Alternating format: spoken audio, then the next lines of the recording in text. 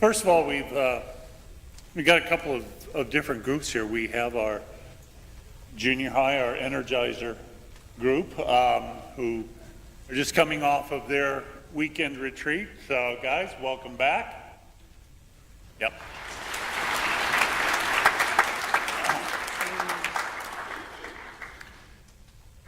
They don't want to be confused with a gang. That's why their shirts say, "Be not afraid." They don't want you to. And we also have, I don't know if this has been explained to you, but our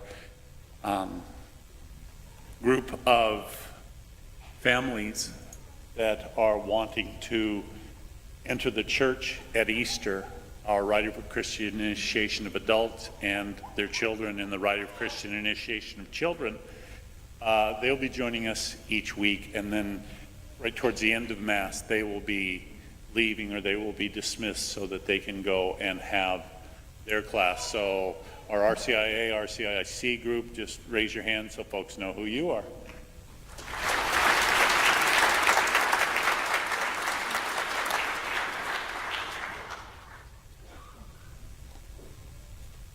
And then I just want to check, is the evangelization retreat folks, are they here or do they go to a different Mass?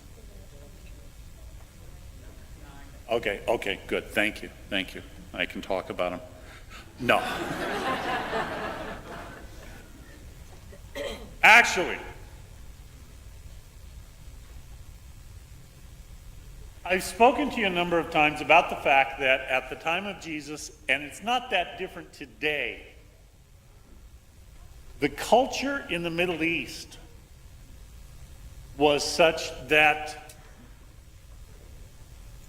maybe one of the most predominant values that they held as important was honor.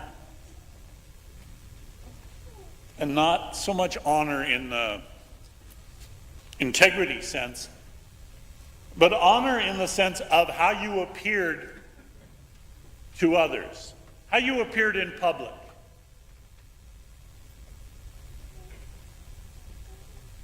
That's why in the gospel stories, the Pharisees are trying so often to trap Jesus in his teaching. Because as much as anything, they want to embarrass him publicly. And it's always so cool the way that Jesus seems to turn the tables on them, and they're the ones that walk away looking stupid, having lost honor. And that was a great sin, a great public embarrassment. So when he told this story, it probably had very, very different impact on the people he was speaking to. Because their values would have been the second son was approached by his father in public. And his father said, "Go and do this." And the son said, "Yes, I will." So from their perspective, the second son allowed the father to keep his honor. He wasn't embarrassed in public. It wasn't as important the fact that he didn't go and do what he said he would do. The first son, when the father said, "I want you to go and do something," and he said, "No, I won't." Again, that was in public. The father was embarrassed. The father was humiliated in front of others. And so if Jesus had asked the question, which of these sons behaved more honorably? The one who said no, but then went and did what the father wanted, or the one who said yes, but then didn't do what the father had wanted? Probably most of the people of the time would have said the second son. The one who held up his father's honor, the one who did not embarrass him in public. But Jesus didn't ask which of them behaved more honorably, which of them was more moral. He made the question, which of them did what the Father wanted? They had to say, well, it was the first one.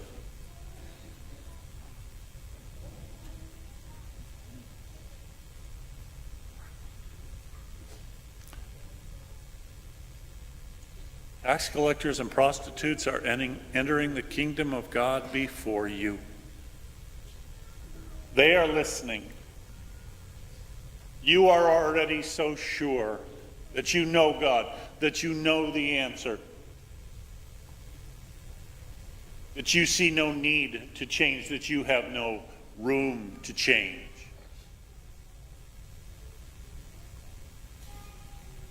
You say, you do the religiously correct things,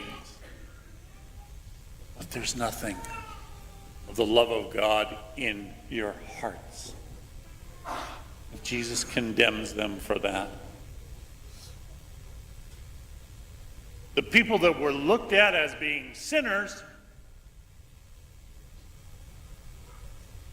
Jesus was saying, these are the good folks. The religious people, the church leaders, those who kept all the laws and made sure that everybody knew that they kept all the laws. Jesus says, you're a bunch of jerks.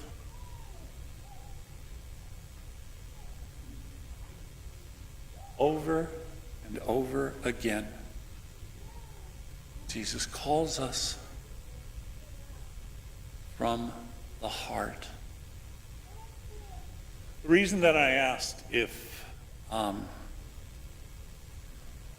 the evangelization retreat folks were here was because yesterday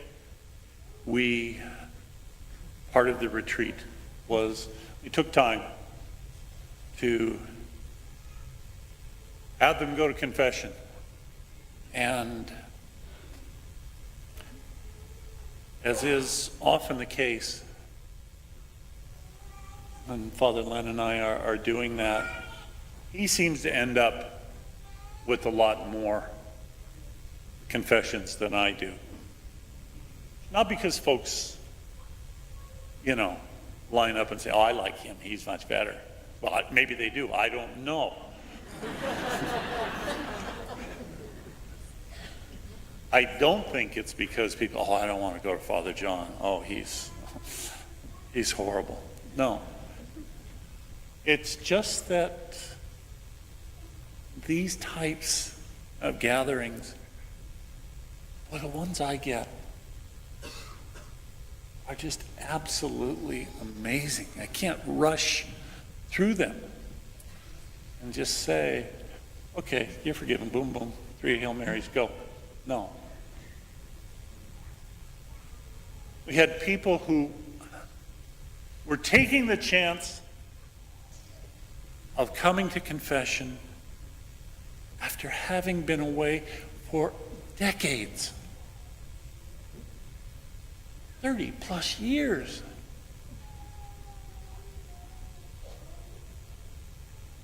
We had people come in who,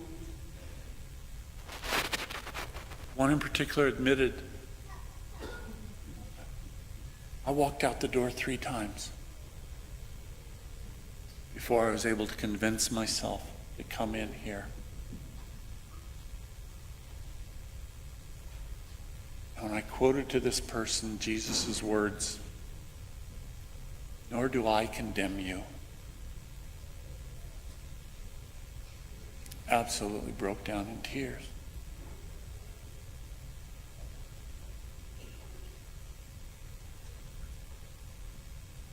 These maybe are considered spiritually, or by churchy people, these are considered the sinners.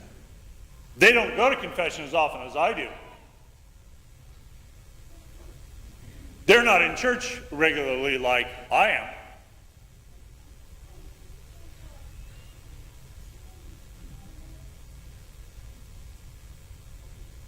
Why are they here? And when you come to Mass, when you go to confession, why are you there? Is it wanna? Or is it have to?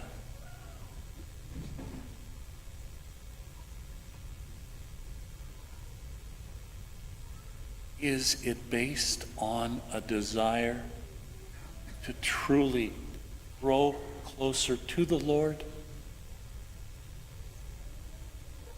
Or is it based on fear? I don't want to end up in hell, so I better follow all the rules.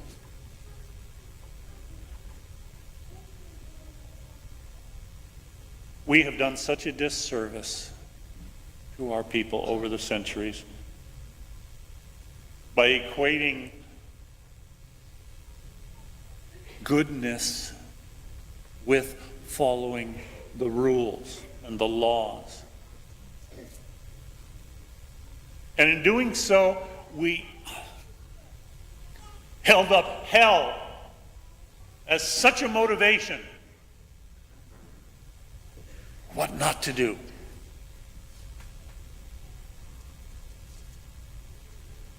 But so many, even today, live their lives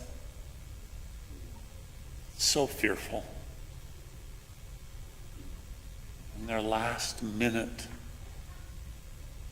their slate isn't going to be wiped clean enough.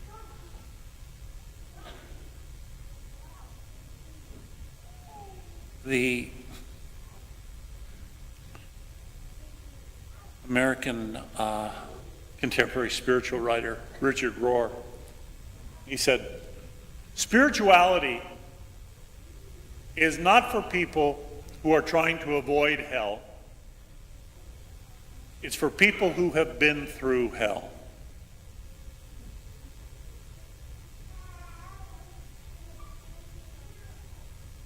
Those who have struggled, those who have, maybe like the prodigal son, been away but come to their senses and come home, they know that it means something. They want it to make a difference.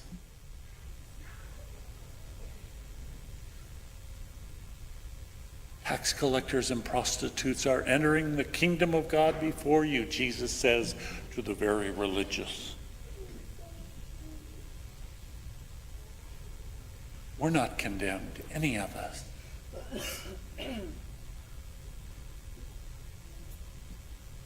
But it's a matter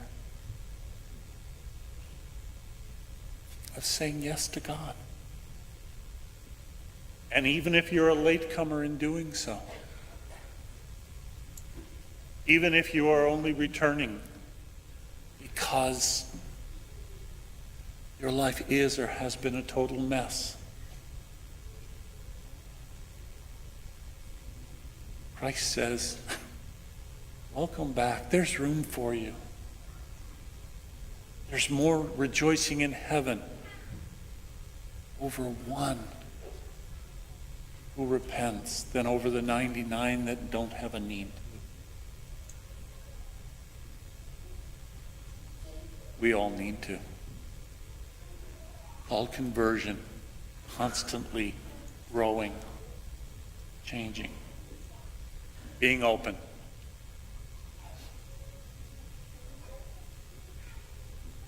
We can say yes. We need to say yes. Often, and most of all, from the heart.